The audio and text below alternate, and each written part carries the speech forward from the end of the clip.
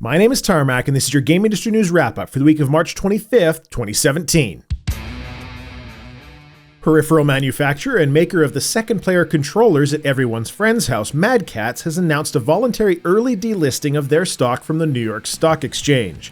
The exchange issued a notification to Catz relating to their stock price. If you maintain a stock price below $1 per share for 30 consecutive trading days, the stock exchange wants nothing to do with you, giving you a notification that your company will be delisted if you don't turn it around.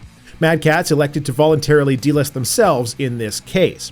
Now, generally, delisting is considered a reasonably blatant financial warning sign, and while voluntarily going through with it is the best move for a company in some cases, it is clear when combined with their third quarter financial results showing net sales down 71% because of decreased demand for Rock Band and Sci-Tech products, Catz may well be on the way out, which is probably a bad thing for competition, but I've never used a Catz controller that I liked, so I'm kind of ambivalent on this one.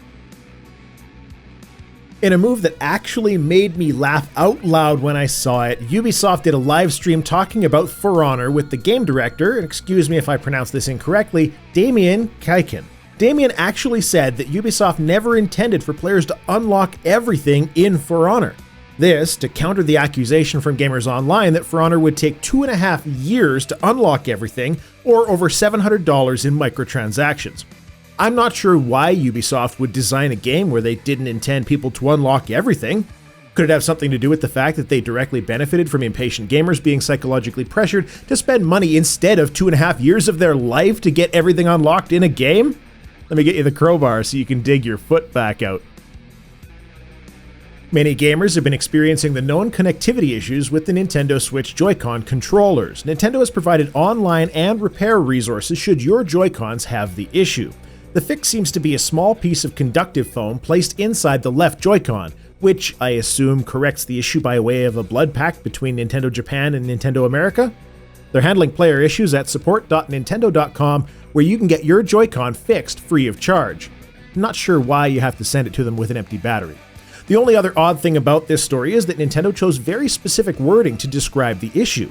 They called it a manufacturing variation, which probably means somebody at the factory forgot to put the foam in. In the rest of the world, we call the thing that catches this problem before customers buy it quality assurance. A 4-day timer went up on website Planescape.com. Trent Oster, president of Beamdog, spoke about purchasing a domain called Planescape.com on Twitter. Yeah, he's funny, I know. Look, I'm surprised. Beamdog is probably doing Planescape Torment HD. I gotta be honest, I haven't been all that excited to play through the HD versions of the old Baldur's Gate and Icewind Dale games. I kinda prefer to leave my nostalgia thinking they look better than they actually do. But I have no nostalgia for Planescape Torment, so this could be worth looking into. Anyone else for popcorn when the inevitable trans or other such inclusive character is added and ruins people's experience of a game they're probably not going to play anyways? Gamestop, the retail pre-order game company and king of the used games people traded in that were no good but sold for nearly the same price as new market, is shutting down at least 150 stores across its business. They reported last week that hardware sales declined by 29% and new software sales fell by 19% for the quarter. I wonder if this has anything to do with the 2.5% console market decline last year at a time when gaming is growing by 6 to 7% per year. And they cited weak sales of games released during the holiday season and aggressive promotional techniques as the reasons why these things are happening. Definitely not the digital revolution that looks on as GameStop remains handcuffed to the dead husk of Blockbuster sinking beneath the waves. Anyways, GameStop is closing a bunch of stores, probably the ones that are right across the street from their other stores.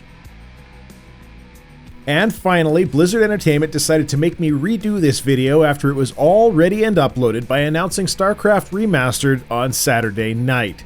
SC Remastered includes the base game and Brood War expansion, HD artwork up to 4K resolution, new recordings of the original dialogue, and soundtrack. The remaster is so faithful to the original, in fact, that according to Team Liquid, replays from patch 1.16 that was released back in 2008 will work with the remastered version. That's pretty stellar. It's an indication that the code base for the game remains largely unchanged, including those lovable, easily confused Dragoons. Diablo fans collectively shed a tear as StarCraft gets a full-blown quality remaster for its 19th anniversary, Well, Diablo got a time-limited game mod you make on a drunken bender at university for its 20th anniversary. Genuinely though, I'm looking forward to playing Starcraft Remastered sometime this summer.